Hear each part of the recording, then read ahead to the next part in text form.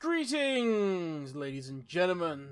This, of course, is going to be a video about Classic coming to an end. Maybe the new TBC soon to come out, right?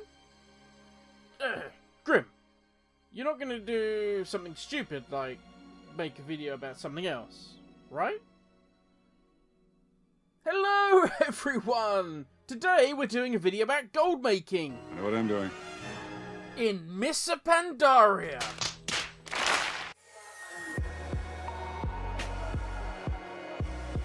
So yes, it appears I am going to be that one guy that doesn't do a video about Classic or TBC, because, hey, I love running old content, like everybody else. The chance of getting that final piece of that sweet transmog I've been after, maybe even the chance of, ooh, a tasty new mount? Yeah, I can't say no to that. Plus the bonus, of course, of getting a little bit of gold on the side, which sadly has gone down in recent times due to Blizzard nerfing the gold given from previous content. But there's still maybe some sweet BOEs that won't sell, that you can always get.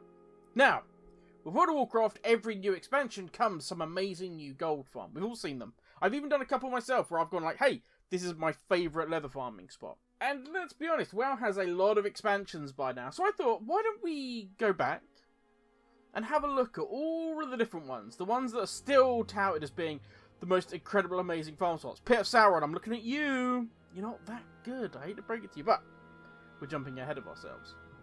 So here's the premise. Here's the idea of what we're going to be doing. We're going to go around to all these different spots that are still touted as being great, years past their sell-by date. We're going to spend an hour in that area. Then we'll break down what we've gathered. And first up, we're going to look at just the raw gold. Now, when I say raw gold, because some people are a little bit funny about this, a little bit shady, I mean the gold looted from the mobs. The gold that is going directly into our pocket.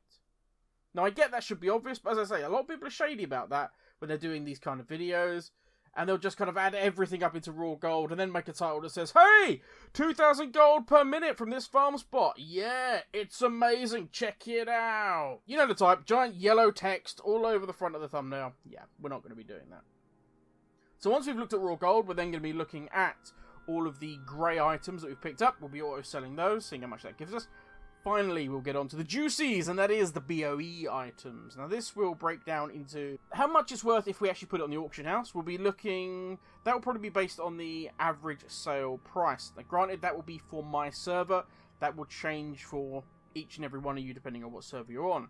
Then we'll be looking at the worth if we just sold it to the nearest vendor, just to get some gold.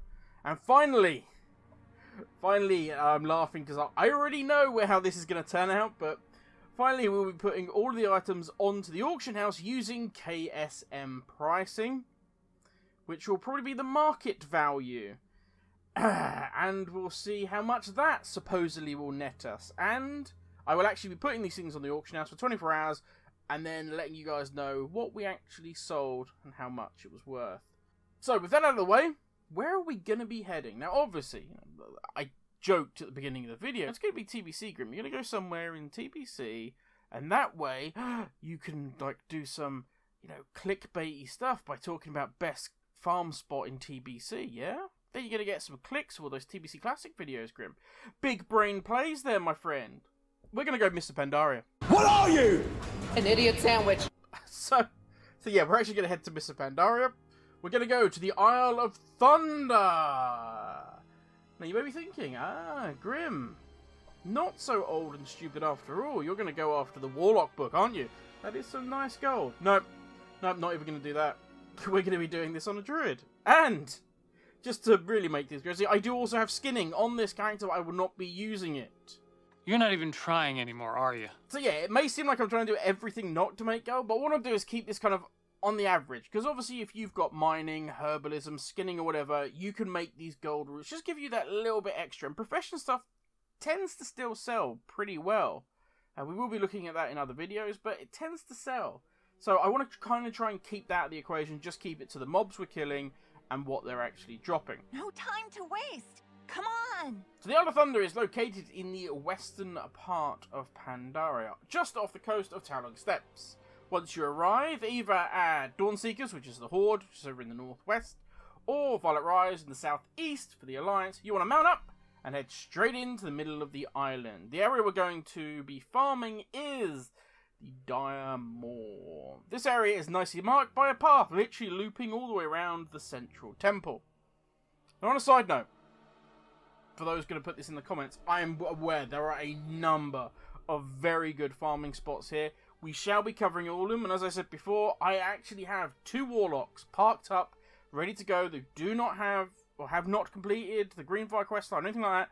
They are ready to go and farm this area for the book, so we will be covering all of that. But here's the thing, a lot of people farm those, and the nice little thing about this loop, nobody cares. I was here for over an hour, and loads, and I mean loads of people ran past me, because obviously there's mounts to be had here, there's raids, there's other farm spots, there's the forge, there's all sorts. But they just ignored what I was doing. It was perfect. Nobody tried to kill anything near me. So let's get into some numbers, shall we? That's why we're here, of course. So first up, the raw gold count. We made 303 gold, 39 silver. Woo! Yeah, the big money. The greys we sold made us another 186 gold and 9 silver.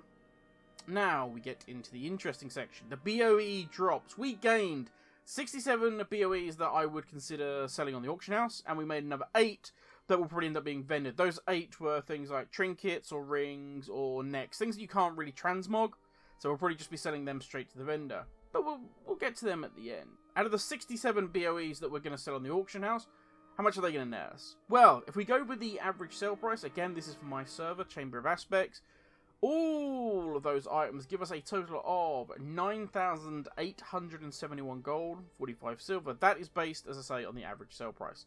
Keep in mind that these have an extremely low chance of selling. That's why it always frustrates me when people do videos about making thousands and thousands and thousands of gold per minute.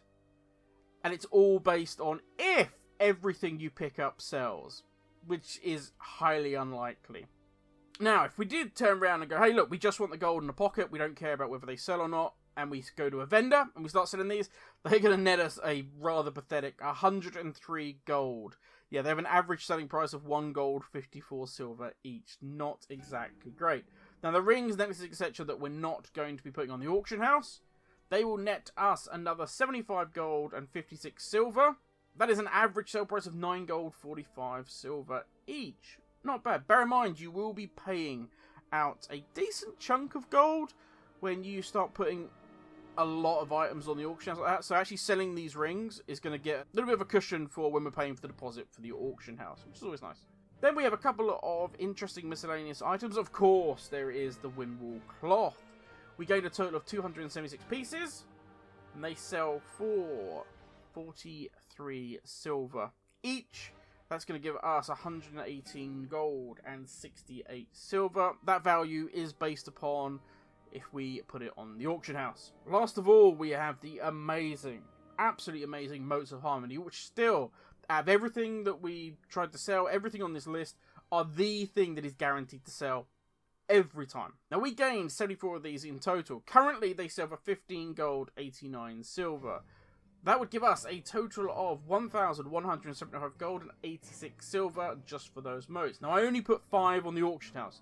The rest are going into my bank for a future video. I have a number of these now. We're going to do a little something on this down the road. No time to waste. Come on. Now, to summarise, first up, we have our guaranteed gold selling to a vendor. Adding everything up, that gives us a total of 1,887 gold, 2 silver. That leaves us with a massive, huge 31 gold, 45 silver every minute. That is not even close to where we want to be. Thanks, but no thanks, my friends. So next up, we try our luck with the auction house. This gives us 11,655 gold, 47 silver, breaking down to 194 gold, 67 per minute. A little bit better, but bear in mind that technically that amount of gold is not recouped within the hour that we're farming for. So really, we should say that that amount of gold is over however long it takes us to sell every single piece of gear. And I will tell you this, it will end up being a hell of a lot less than 31 gold and 45 silver that it was to sell everything to a vendor, because it will take a long time to sell these. Be aware of that. This is not an instant return. But that's selling it at the average sale price. Now, ladies and gentlemen, now we are going on to the TSM Clickbait 5000 Activate. Yeah. Using TSM and putting it up as the market value to post on the auction house comes out at 2,863 gold and 7 silver. In total? Oh no, sorry, no, I hadn't finished. That's per minute.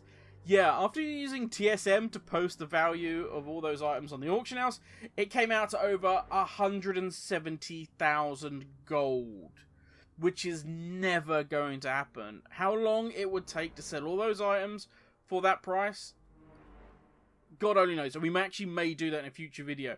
So in like 3 years' time, there'll be a video that will just suddenly come out of the blue that will be tied to this one, and it will say, "Hey guys, I sold everything at last." Yeah. But we need something to base this all against, because I'm coming out with these numbers, and I'm saying X number of gold per minute. But let's take a look at Shadowlands cash quests. And we actually have the easiest one possible available right now, and that is go to Bastion. Kill the 4 little ads down the bottom, plus do a random world quest. Hey, that's it, you've defended Bastion, well done. So I did that on my druid. It took us a total of 10 minutes, and we earned 1,849 gold and 89 silver. So that's 189 gold, 49 silver per minute. It is all gold in the pocket in 10 minutes. Then you can go off and do other things. You need to worry about stuff selling in the auction house. So looking at all of that information, we can see that in terms of just raw gold, this farm doesn't even come close to just doing your world quest, just doing your dailies, and you'll be all good for gold. Anything beyond that is all the luck of your server.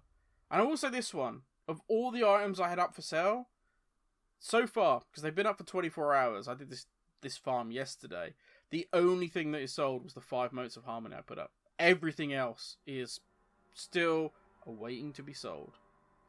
This isn't to say they won't sell over time, but let's not have any more 2,000 gold per minute videos. Yeah, everybody? Can we agree to do that? Because it just simply isn't true. And if we compare it to just doing our simple Shadowlands content, then I'm afraid we have to say that this farm spot is officially dead. But I think that's enough for me, everybody, for now. Thank you all for watching. Stay safe, and I'll catch you all in the next video. Have a good one, everybody. Laters.